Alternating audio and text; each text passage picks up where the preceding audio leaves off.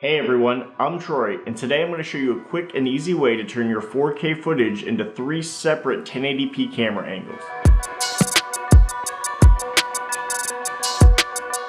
So this was actually one of the first editing tricks that I learned. It's a great way to cover up cuts. It's also really handy just to make the video more interesting if you only have one camera to shoot on. And for this example, we'll be doing a talking interview style. I'll be actually using some footage that I'm going to shoot right now. But this actually works for a lot of other things. It's good for B-roll and stuff like that. And I'll touch on more on that stuff later on in the video. But it's also important to keep in mind that it doesn't matter if you're shooting on a cell phone, DSLR, mirrorless, whatever the case. As long as it's a 4K footage, this trick will still work. So you'll have a nice wide shot like this one, a medium shot with a slider effect like this one, and a close-up like this one. So today I'll be using Premiere Pro. Don't feel like you have to use that program. These tricks basically work with any video editor, including several of the free ones. This is just the one that I'm most comfortable with. So let's go ahead and hop into Premiere Pro. Okay, so the first thing you do after importing your footage is create a new sequence. And what I'm going to do is I'm going to go down to Sequence, and then I'm going to set up a new sequence that's 1080p, but I'm going to keep the same frame rate, which is 23.97. So hit OK.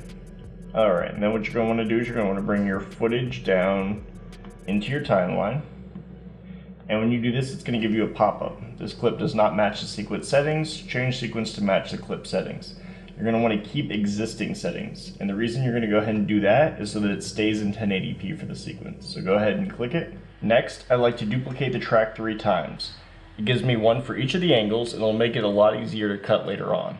Now we simply change the scale. The first shot is the wide angle, so we zoom out to 50%, which you can see up here, which is the full-sized image. Next is our medium shot, which we'll do at 70%. And I like to create the slider effect that you can see with it moving slightly just by adding a keyframe to the beginning and the end of it. Now obviously you don't have to create the slider effect, you can just have the medium shot. However, if you are going to create that effect, it's important that you keep track of the speed that it's moving so that if you're cutting to that shot back and forth over and over again, it looks consistent, it's not speeding up and slowing down. And for the last angle, I zoomed into 90%, centered myself in the shot by changing the X and Y position, and it works nicely as a close-up shot. And that's it, nice and simple. Like I mentioned, you can use this for other tricks. The medium shot with the slider movement, as well as just kind of getting a closer shot, can be really nice for a time-lapse video. They also work really well if you want to do some kind of B-roll shots where you're kind of zooming in on the action a bit. So I hope you enjoyed this and learned a little something, and that's it for me. Thanks.